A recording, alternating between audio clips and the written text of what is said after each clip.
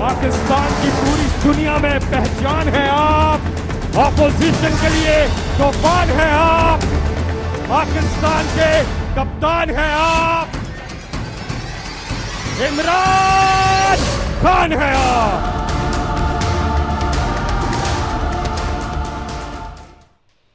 इमरान का आखिरी ओवर, तो क्या इमरान खान का काउंटडाउन शुरू हो चुका है? क्योंकि जो परिस्थितियां पाकिस्तान में बनी हुई हैं उसके बाद ये सवाल उठना लाजमी है कि क्या इमरान का ये आखिरी ओवर चल रहा है। नमस्कार, आपके साथ मैं हूं लावनी विनीत और आप अब देख रहे हैं हमारी बहुत विशेष प्रस्तुति। ये प्रस्तुति विशेष इसलिए है क्योंकि पड़ोसी मुल्क पाकिस्तान में अगर सरकार बदलती है, अगर परिस्थितियां बदलती हैं, तो निश्चित रूप से इसका सीधा असर भारत पर भी पड़ेगा। भारत और पाकिस्तान के संबंधों के बारे में इतिहास में बहुत सारी कहानियां हैं, इबारतें हर रोज गढ़ी जाती हैं और ये इबारतें जिन पर गढ़ी जाती हैं आधार होती है वहां की सरकार। वैसे तो पाकिस्तान में ज्यादातर डेमोक्रेटिक सरकारें नहीं हैं, वहां तो सेना का ही साम्राज्य रहा है, लेकिन इस बार जब इमरान खान की सरकार सत्ता में आई थी तो दम भरा जा रहा था इमरान खान की तरफ से कि सपने पूरे होंगे, बदला हुआ पाकिस्तान नजर आएगा और सत्ता नहीं बदलेगी बल्कि 5 साल का कार्यकाल पूरा होगा। लेकिन 3.5 सालों में ही जो तस्वीरें सामने आई है इसमें दिखाई दे रहा है कि सड़क पर जमहूरियत इकट्ठा करके, आवाम को एकजुट करके इमरान अपनी ताकत दिखाने पर तो तुले हैं, लेकिन सदन के अंदर, नेशनल असेंबली के अंदर आंकड़ों का खेल, किस्मत साथ नहीं दे रही है। कुछ ही देर में no confidence motion Imran Khan के अगेंस्ट आने वाला है। ऐसे में इमरान खान कह रहे हैं जीत तो हमारी ही होगी, वोटिंग होगी 3 अप्रैल को, लेकिन उसके पहले की परिस्थितियां क्या इमरान के पक्ष में है? इसीलिए हम सवाल पूछ रहे हैं कि क्या इमरान का आखिरी ओवर शुरू हो चुका है। हम चर्चा शुरू करें उससे पहले पाकिस्तान की पूरी स्थिति को समझिए हमारी इस स्पेशल रिपोर्ट में।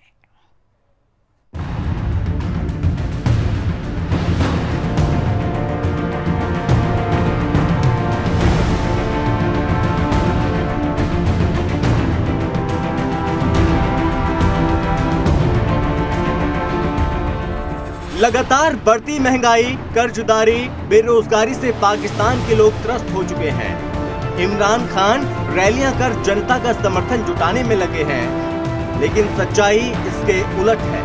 पाकिस्तान में इमरान की कुर्सी हिलती दिख रही है और इस बीच उनकी पार्टी तहरीक इंसाफ के सहयोगी दल भी साथ छोड़ रहे हैं। पाकिस्तान मुस्लिम लीग क्यू ने विपक्षी दल PML नवाज के साथ डील कर ली। दोनों दलों का मानना है अगले 1 सप्ताह के अंदर इमरान खान को पद से इस्तीफा देना होगा और इसके बाद नई सरकार का गठन होगा। पूरे मामले की जानकारी रखने वाले लोगों का कहना है इमरान खान के बाद नवाज शरीफ के छोटे भाई शहबाज शरीफ को PM बनाने की डील कर ली गई है। इसके अलावा इमरान खान के कट्टर विरोधी नेता जमीयत उलेमा इस्लामा के नेता मौलाना फजलुर रहमान को आरिफ अलवी की जगह पर नया राष्ट्रपति बनाया जा सकता है। आपको बता दें कि वर्तमान में PTI 184 MP के साथ पंजाब में सबसे बड़ी पार्टी है, जबकि उसके सहयोगी PMLQ और PRHP के पास क्रमशः 10 और 1 सीट है। दूसरी ओर 371 सदस्यीय सदन में PMLN और PPP के पास 165 और 7 MP हैं। पंजाब में उस्मान बुजदार के नेतृत्व वाली सरकार को गिराने के लिए विपक्ष को 186 वोटों की जरूरत है।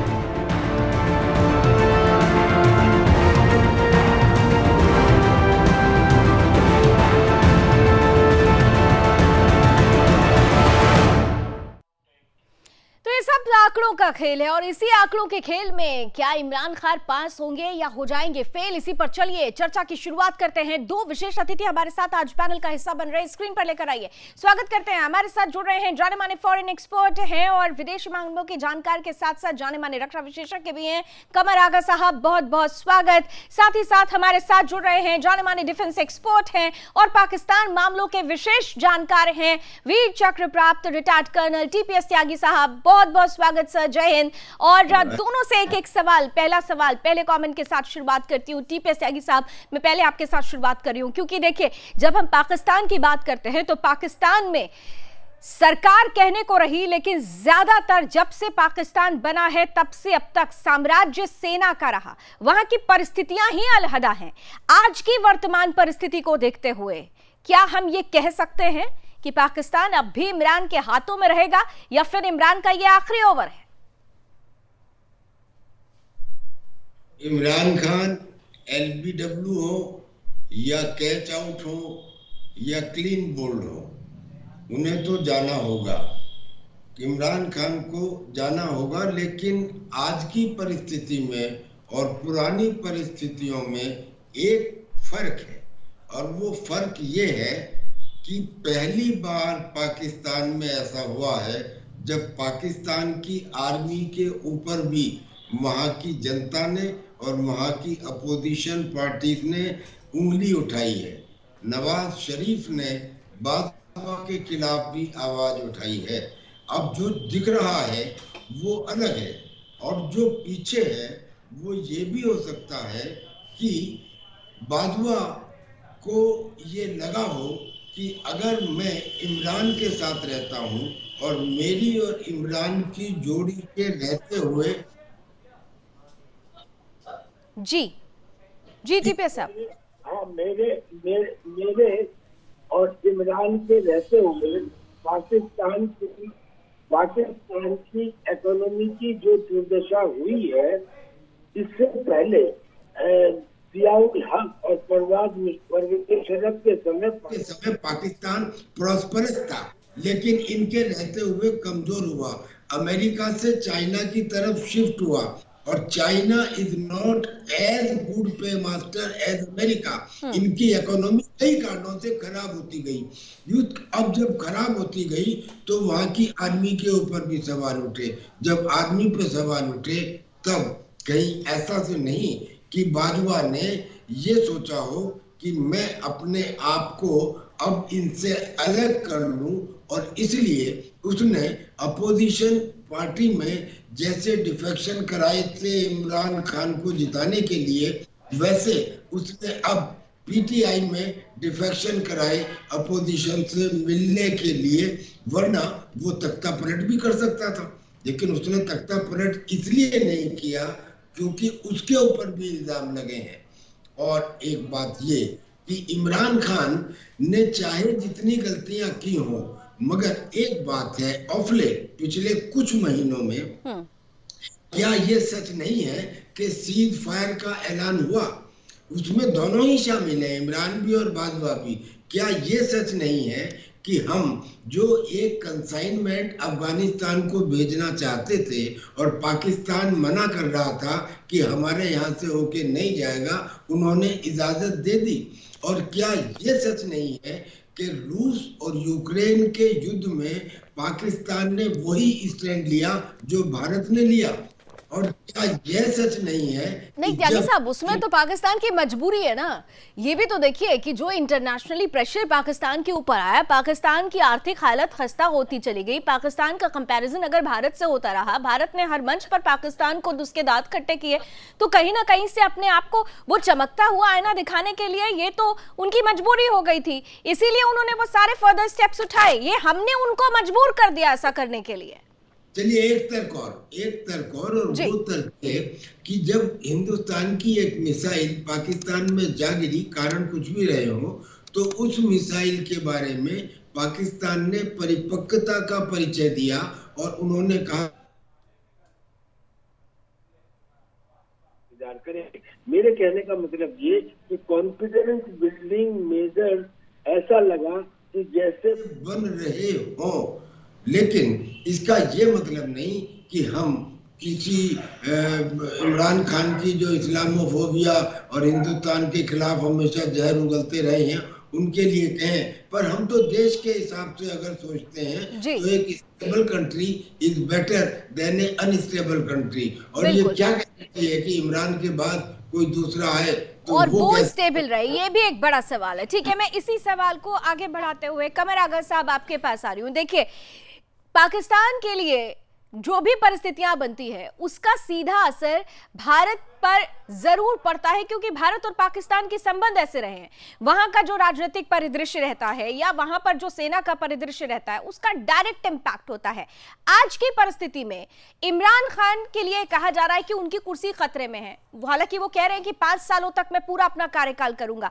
मरियम नवाज ने अभी थोड़ी देर पहले एक स्टेटमेंट दे दिया कि नए सिरे से चुनाव होने चाहिए। ये जो परिस्थितियां बन रही हैं, उन परिस्थितियों में क्या आपको लगता है कि पाकिस्तान अब भी इमरान के हाथों में बचेगा? और अगर ऐसा नहीं होता है और पूरी परिस्थितियां बदल जाती हैं, तो फिर विपक्ष में एकजुटता अभी फिलहाल दिखाई दे रही है, लेकिन महत्वाकांक्षा वहां पर भी है। विपक्ष में भी बहुत सारे पीएम के फेसेस हैं। कौन सा फेस सामने आएगा? कमर बाजवा को क्या वो आगे कर पाएंगे? कमर आगा साहब, देखिए, ये कहना तो मुश्किल है कौन सामने आएगा, इसके बारे में वहाँ भी लोगों को नहीं पता है। नवाज शरीफ के जो भाई हैं शहबाज शरीफ, वो भी इस रेस में है।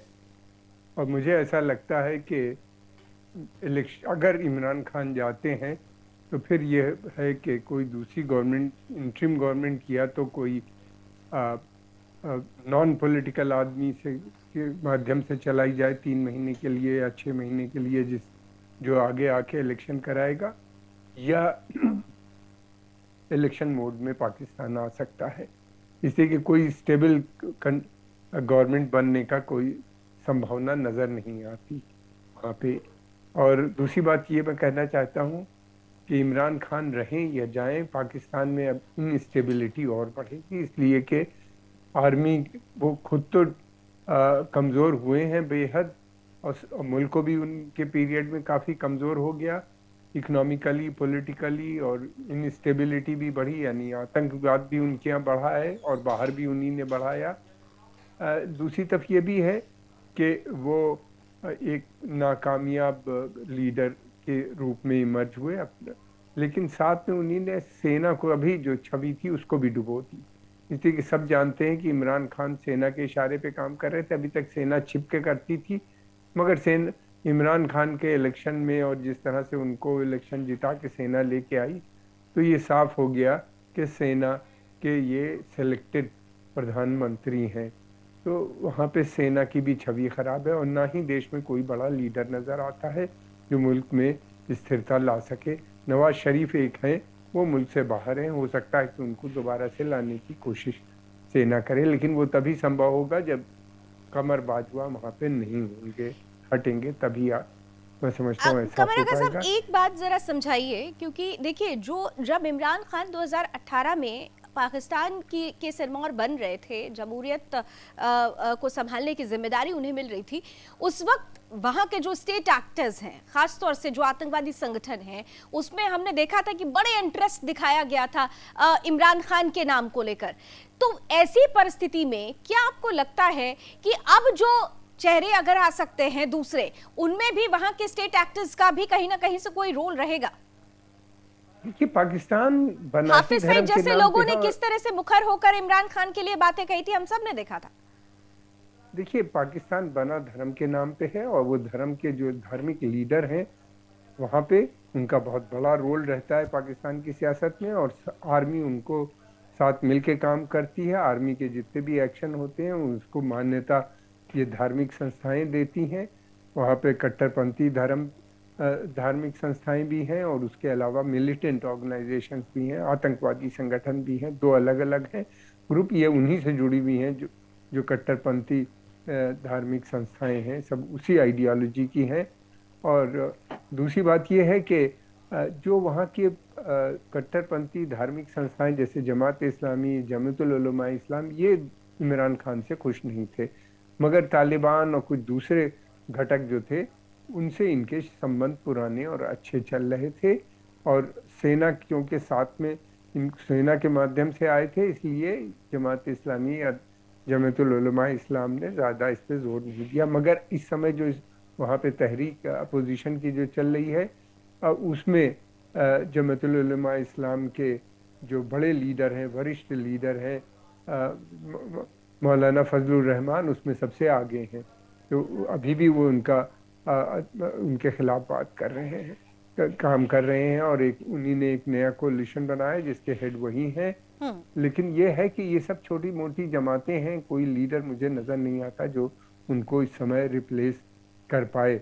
इमरान खान पे उम्मीद थी, आज सेना ने सोचा था कि वो शायद एक लीडर के रूप में इमर्ज हो जाएंगे, मगर वो नाकामयाब रहे।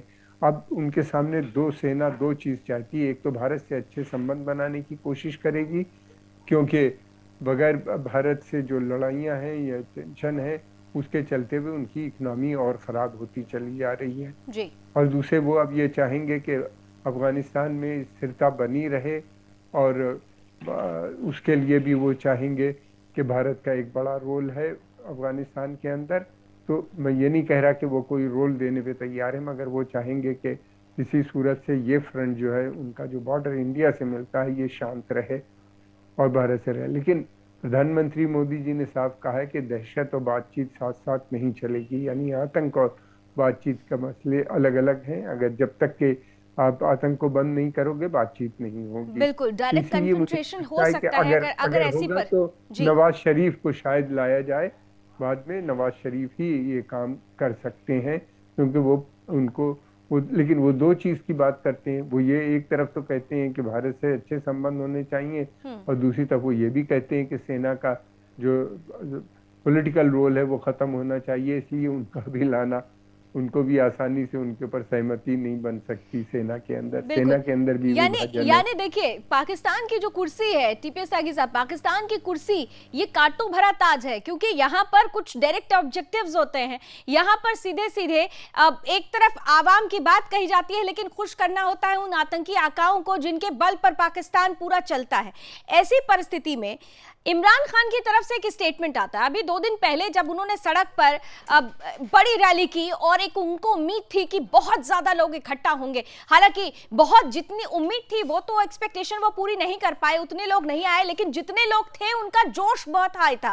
बार बार इमरान खान ये पूछते रहे और उनके सामने वो नारे लगवाते रहे कि जमहूरियत किसकी हो, तो फिर सीधे सीधे इमरान खान नाम आ रहा था। लेकिन उन्होंने एक बात कही इस पूरी रैली के दौरान कि ये पूरा जो बदलाव होने के लिए तैयारियां हो रही है ये विदेशी ताकतों द्वारा घड़ी गई है। इशारा किसके तरफ करना चाह रहे थे? ये विदेशी ताकत कौन सी ताकत है? उनके लिए तो एक ताकत थी जिसकी वजह से वो पूरी तरह से कर्ज में डूब गए, और आप भी जानते हैं चाइना ने क्या किया उनके साथ, अमेरिका ने क्या किया। बावजूद इसके किस विदेशी ताकत की बात कर रहे हैं वो? भारत वो इससे रहा है कि बाहर की ताकत मुझे हटा रही है। जी त्यागी साहब, सेना नहीं है बल्कि सेना नहीं बल्कि बाहर की ताकत। आगा सर जय हिंद। मेरे से नाम ने प्रश्न पूछा, प्लीज। मैं कह रहा हूँ कि इससे पहले, अब तो वो ये कहते रहे कि बाहरी ताकत, लेकिन उससे पहले वो ये कह चुके हैं कि भारत नवाज शरीफ को लाने का प्रयत्न कर रहा है। भारत नवाज शरीफ को लाने का प्रयत्न कर रहा है, तो वो उनके मतलब विदेशी ताकत का मतलब भारत। लेकिन और इन सबके बीच त्यागी साहब एक सेकंड में बस आपके बीच आई, लेकिन इससे पहले एक बड़ी खबर आ रही है पाकिस्तान से जुड़ी हुई। ये खबर है इमरान खान के खिलाफ अविश्वास प्रस्ताव पेश कर दिया गया है। पीएम इमरान खान का काउंटडाउन शुरू हो चुका है। पाकिस्तान संसद में अविश्वास प्रस्ताव पेश किया गया। इमरान खान के खिलाफ अविश्वास प्रस्ताव विपक्ष लेकर आया है। पाक नेशनल असेंबली का अहम सत्र शुरू हो चुका है और इसी के साथ सवाल शुरू हो चुका है कि क्या पीएम इमरान खान का काउंटडाउन शुरू हो गया है? क्या इमरान खान के हाथों से सत्ता जाने वाली है? क्योंकि विपक्ष लगातार मुखर होकर इमरान खान को हटाने के लिए एकजुटता दिखा रहा है। उधर नंबर्स गेम में पाकिस्तान के लिए खासतौर से इमरान खान की पार्टी के कई ऐसे मंत्री हैं, कई ऐसे नेता हैं जो पूरी तरह से इमरान खान का साथ छोड़ चुके हैं। 50 के लगभग चेहरे बागी हो चुके हैं और इन सब के बीच इमरान खान के खिलाफ अविश्वास प्रस्ताव पेश हो गया। टीपीएस त्यागी साहब सीधे आपके पास आते हुए, अब देखिए अब असेंबली शुरू हो चुकी है और सत्र में अविश्वास प्रस्ताव सामने रख दिया गया है। नंबर गेम में सीधे सीधे अगर देखें तो 50 के लगभग बताए जा रहे हैं ऐसे चेहरे हैं जो बागी हो चुके हैं, जो कह रहे हैं कि वो इमरान का साथ नहीं देंगे। तो फिर ये जो 172 का जादुई आंकड़ा है वहां तक कैसे पहुंचेंगे इमरान खान? वहां तक नहीं पहुंच पाएंगे। Very simple. पाकिस्तान तहरीक इंसाफ की पार्टी के करीब 25 लोग उन्हें छोड़ गए। मुफ्ती जी लास्ट मिनट पे छोड़ गए। जो पार्टियां पीटीआई को समर्थन दे रही थी वो छोड़ गई। तो नेचुरली कोई सूरत हाल नहीं बनती कि जिसमें इनको विश्वास मत मिल जाए। मगर ये किस उम्मीद के ऊपर लड़ रहे हैं? ये लड़ रहे हैं नए एनआरओ के ऊपर। NRO, national reconciliation ordinance. इन्होंने अपनी रैली में भी चिल्ला चिल्ला कर कहा कि जब नवाज शरीफ थे प्रेसिडेंट तो उन्होंने अपनी सरकार बचाने के लिए नेशनल रिकंसिलिएशन ऑर्डिनेंस लाया और उसके अंतर्गत 8,000 ऐसे लोगों को माफी दे दी गई, छोड़ दिया गया जिन्होंने रेप किए थे, मर्डर किए थे, लूट मार की थी, डकैती की थी, चोरी की थी, करप्शन किया था, भ्रष्टाचार किया था। और उन 8,000 लोगों में बहुत सारे नाम ऐसे हैं जो पॉलिटिकल पार्टी से जुड़े हुए हैं। यद्यपि इस एनआरओ को कई साल बाद सुप्रीम कोर्ट ऑफ पाकिस्तान ने कैंसिल कर दिया, क्वैश कर दिया, लेकिन फिर भी इमरान खान ये कह रहे हैं कि मैं सीधा सच्चा आदमी हूं, मैं मर जाऊंगा, मैं हुकूमत से हट जाऊंगा, लेकिन मैं एनआरओ लागू नहीं करूंगा, मैं इन लोगों को पैसे दे के अपने साथ नहीं लाऊंगा। ये बात कह के उनको ये उम्मीद है कि शायद डिस्कशन कुछ भी हो, लेकिन वोट देते टाइम 3-4 दिन में कुछ सूरत हाल ऐसा हो जाए कि लोग मुझे वोट देने लगे या लोग मेरे फेवर में आ जाएं, जो एक काल्पनिक ख्याल है। लेकिन हमारे लिए इसमें कुछ बहुत अच्छा या बहुत खराब नहीं है। कारण ये कि पाकिस्तान तो हमेशा से हिंदुस्तान के खिलाफ रहा है जब से पैदा हुआ है। अब सिचुएशन और खराब हो गई है।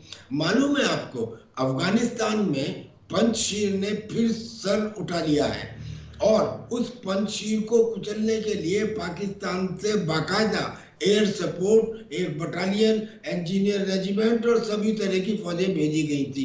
क्या अब फिर भेजेंगे? और अगर ऐसा भेजा गया तो क्या इंटरनेशनल कम्युनिटी इनका साथ देगी? तो वहां की प्रॉब्लम। और दूसरी प्रॉब्लम कि इन्होंने सीपीईसी में, क्या ये बाजवा को नहीं मालूम कि चाइना पाकिस्तान इकोनॉमिक कॉरिडोर में चाइना जो हाइड्रो इलेक्ट्रिक प्रोजेक्ट बना रहा है, वो हाइड्रोलिक प्रोजेक्ट में आदमी इनके, जमीन इनकी, मेहनत इनकी, और जो बिजली बनेगी वो इतनी महंगी कि उसे पीओके या आसपास के लोग ले नहीं पाएंगे और वो बिजली जाएगी चाइना के जिंजियान। बिल्कुल। तो ये जब इनकी जनता को पता है तो क्या जनता ऐसे में केवल इमरान के जाने से संतुष्ट हो जाएगी? मेरा बार बार ये कहना है कि ये पहली दफा हुआ है पाकिस्तान में जब फौज के ऊपर उंगली उठी है, और अब फौज को इस बारे में सतर्क होने का आप अगर अंदेशा जता रहे हैं, तो ऐसे में लास्ट कमेंट कमर आगा साहब, देखिए परिस्थितियां कुछ भी हो, पाकिस्तान की परिस्थिति का सीधा असर भारत पर पड़ता है। एक तरफ अभी आपने सुना त्यागी साहब ये कह रहे थे कि इमरान खान के रहते हुए बहुत सारी ऐसी सिचुएशंस थी जिससे भारत के साथ संबंधों में थोड़ा सा एक कहना चाहिए कि एक ऐसा जेस्चर आया था कि ठीक हो सकता है। आने वाले समय में अगर कोई बदलाव होता है तो क्या वो भारत के प्रोस्पेक्ट से ठीक होगा? सबसे बड़ी बात यह है कि वहाँ पे इमरान के जाने के बाद ऐसा लगता है कि वहाँ पे इंस्टेबिलिटी यानी स्थिरता कायम रहना मुश्किल हो जाएगा। वहाँ पे पहले से ही खराब स्थिति है। आए दिन तहरीक तालिबान जिस तरीके से अपना सर उठाए हुए है, आतंकवाद में बढ़ता चला जा रहा है। फिर दूसरी तरफ बलूचिस्तान की जो हालत है हम सब जानते हैं। वहाँ पे नेशनल फोर्सेस ने बंदूक उठा रखी है और काफ़ी मूवमेंट उनका सक्रिय है। बहुत से उन्हीं ने चाइनीज़ ऑफिशियल्स को भी मारा है और वो सीपी के ख़िलाफ़ हैं। फिर उसके अलावा पश्तून मुहाफिज मूवमेंट जो है वो खैबर पख्तूनख्वा में काफी सक्रिय हो बहुत गया ज्यादा है। एक्टिव है, बिल्कुल। सिंध यानी में कुल भी मिलाकर अगर देखें तो बहुत अनस्टेबल है, और ऐसी परिस्थिति में अगर एक बदलाव आता है तो वो बहुत हद तक पाकिस्तान के लिए ठीक नहीं भी हो सकता है। हालांकि अब जो कुछ भी होना है वो सदन के अंदर होना है। 3 अप्रैल को कहा जा रहा है कि जब वोटिंग होगी उसके पहले के जो 6 दिन है वो बहुत महत्वपूर्ण है। फिलहाल अविश्वास प्रस्ताव विपक्ष लेकर आ चुका है। इमरान बचेंगे या बोल्ड होंगे, क्या ये आखिरी ओवर है? नजर बनी रहेगी। थैंक यू सो मच आप दोनों का, बड़ी महत्वपूर्ण तरीके से आपने इस पूरी खबर को समझाया, हमारे दर्शकों के बीच रखा। अभी की विशेष प्रस्तुति में बस इतना ही। देश और दुनिया की तमाम खबरों के लिए आप जुड़े रहिए सुदर्शन न्यूज के साथ। जय हिंद। पाकिस्तान की शान है आप, पाकिस्तान की पूरी दुनिया में पहचान है आप, ऑपोजिशन के लिए तूफान है आप, पाकिस्तान के कप्तान है आप, इमरान खान है आप। नमस्कार, मैं हूं लावनी विनीत। अगर आपको हमारा ये वीडियो पसंद आया है तो लाइक कीजिए, शेयर कीजिए और कमेंट कीजिए। और हाँ, हमारे चैनल को सब्सक्राइब और फॉलो करना मत भूलिएगा, ताकि आप निरंतर प्रखर राष्ट्रवाद की खबरों के साथ जुड़े रह सकें।